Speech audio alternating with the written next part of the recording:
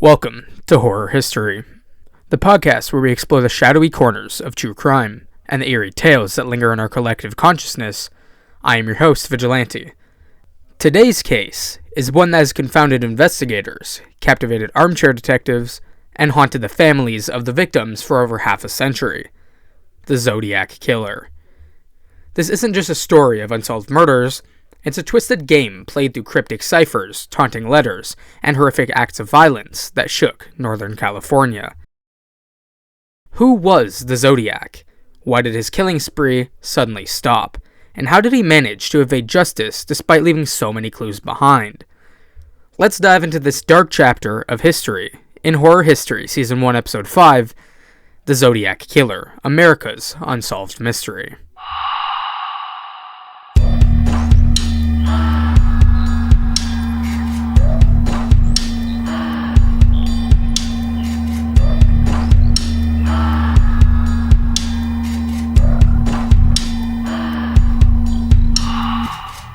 Lake Herman Road, December 20th, 1968. The Zodiac's reign of terror began on a frigid December night at Lake Herman Road, a secluded stretch often frequented by young couples. High school sweethearts David Faraday and Betty Lou Jensen, both students at Hogan High School in Vallejo, parked their Rambler station wagon at a turnout.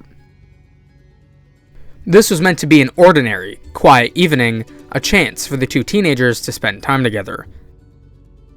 Around 11:15 p.m., a passing motorist noticed the Rambler parked, seemingly undisturbed. Shortly after, multiple gunshots shattered the stillness of the night. Another driver discovered the gruesome scene minutes later and immediately alerted the police. David, just 17, was found lying outside the car, a single gunshot wound to the head. He was still breathing when discovered, but succumbed to his injuries en route to the hospital. Betty Lou, only 16, had fled the vehicle, but was found approximately 30 feet away, shot 5 times in the back. Investigators determined she had been running for her life. The murder weapon was identified as a .22 caliber firearm, likely a semi-automatic rifle based on the trajectory and shell casings found at the scene. The positioning of the victims suggested the killer had approached the car, ordered them out, and then attacked. Police faced immediate hurdles. The isolated nature of the crime scene meant there were no witnesses. The killer left behind no fingerprints, DNA, or other incriminating evidence. Shell casings were absent, indicating the murderer had taken steps to remove potential clues. This shocking double murder rocked the small, close-knit community. Parents became hyper-vigilant, imposing strict curfews on their children. Lovers' lanes, once bustling with young couples, became desolate. But for all the panic, no one yet understood this was only the beginning. Blue Rock Springs, July 4th, 1969. Just 7 months later, the Zodiac struck again, this time at Blue Rock Springs Park, another popular local spot for young couples. Darlene Farron, a 22-year-old waitress known for her vivacious personality, was parked in her car with her friend, 19-year-old Michael Mago. At around 11:55 p.m., a second car pulled up behind them.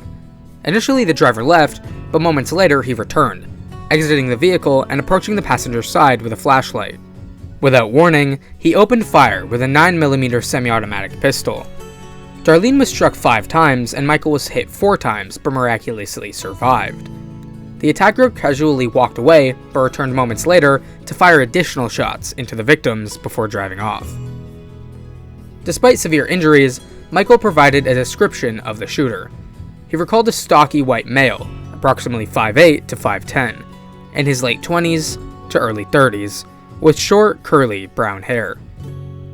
Michael also mentioned the man's chilling calmness during the attack. At 12:40 a.m., Vallejo police received a call from a man who calmly confessed to the crime. He said, "I want to report a double murder. If you go 1 mile east on Columbus Parkway, you'll find a young woman in a brown car.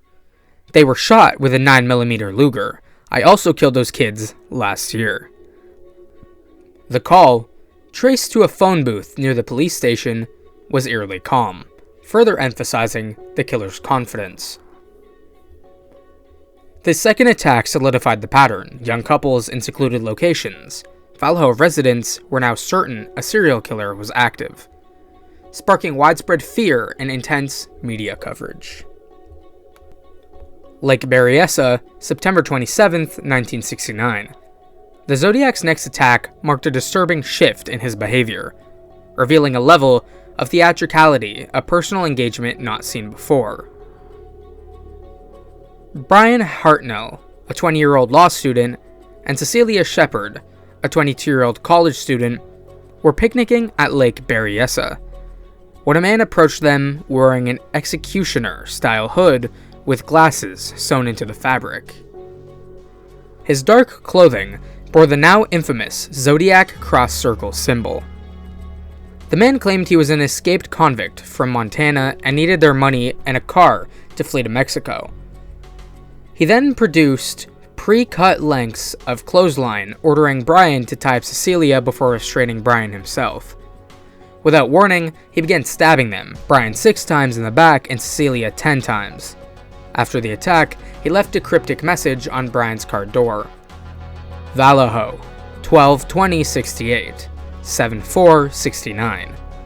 September 27th, 69, 6:30, by knife. Brian survived, though severely injured, and provided a detailed account of the attack. Cecilia succumbed to her injuries 2 days later, her brief moments of consciousness providing additional insights into the killer's behavior. Presidio Heights, October 11th, 1969. Paul Steen, a 29-year-old cab driver, became the Zodiac's final confirmed victim.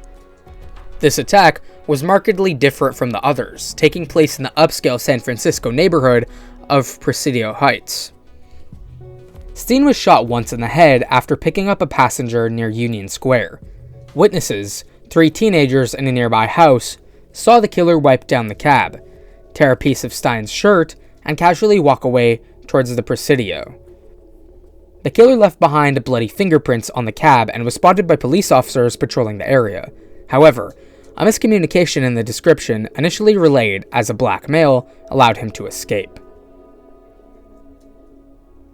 Days later, the Zodiac mailed a piece of Stein's bloodied shirt to the San Francisco Chronicle, mocking law enforcement's inability to catch him.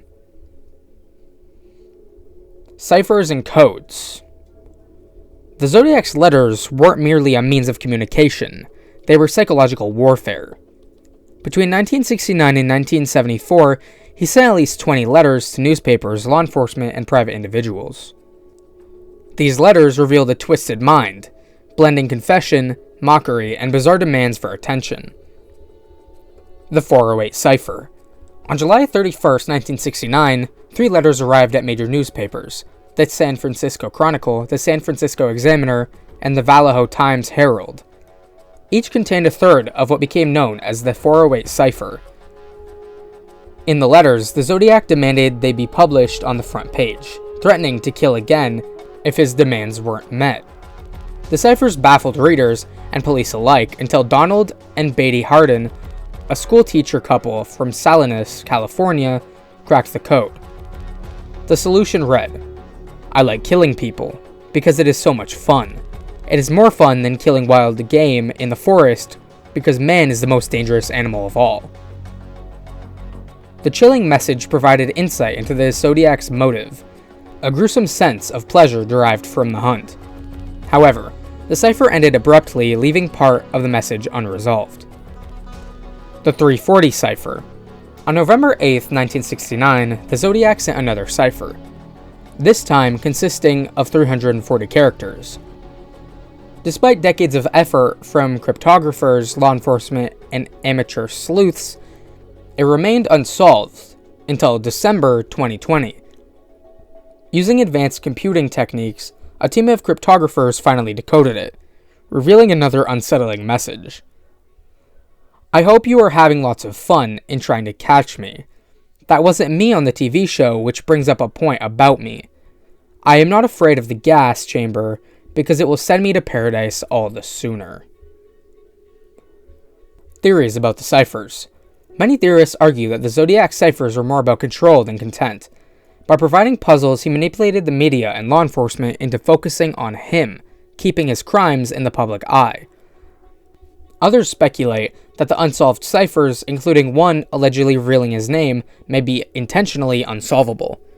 Experts like David Orenchak, a code breaker who helped solve the 340 cipher, suggested that errors or gibberish within the codes could be deliberate, creating an endless cycle of obsession and frustration. From the beginning, law enforcement faces immense difficulties in the Zodiac case, many of which stemmed from his clever manipulation of the system. The Zodiac's crime scenes were often chaotic, with subtle usable evidence. Fingerprints found on Paul Steen's taxi and on envelopes he mailed were partial and inconsistent. DNA testing on the stamps decades later proved inconclusive, as the material was too degraded to produce a definitive match. The Zodiac's letters provided samples for handwriting experts, but results were inconclusive. While certain suspects' writing bore similarities to the Zodiac's, none were definitive matches.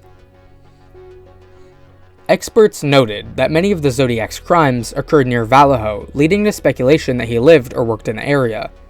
However, the geographical patterns were broad enough to prevent pinpointing his base of operations. Perhaps the Zodiac's greatest weapon was the media. By demanding publication of his letters and playing on public fear, he effectively controlled the narrative. Some experts believe this made him feel invincible and allowed him to continue his spree without capture. The faces of the Zodiac. Arthur Leigh Allen, the most infamous suspect. Allen came under scrutiny after a friend reported suspicious behavior. Police found circumstantial evidence linking him to the Zodiac, including a Zodiac brand watch engraved with the killer's symbol. Statements allegedly made by Allen, such as referencing killing people as sport. His residency's proximity to crime scenes. However, DNA and handwriting tests ruled Allen out, leaving his guilt unproven. Richard Gaykowski. An eccentric newspaper editor, Gaykowski was implicated after a former colleague alleged his behavior matched the Zodiac's profile.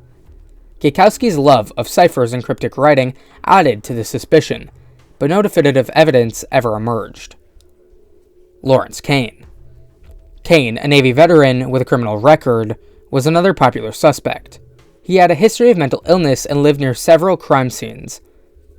A witness to the Lake Berryessa attack even claimed his photo resembled the Zodiac's composite sketch. Unknown killer. Some theorists argue that the Zodiac was a complete unknown, potentially someone with law enforcement training.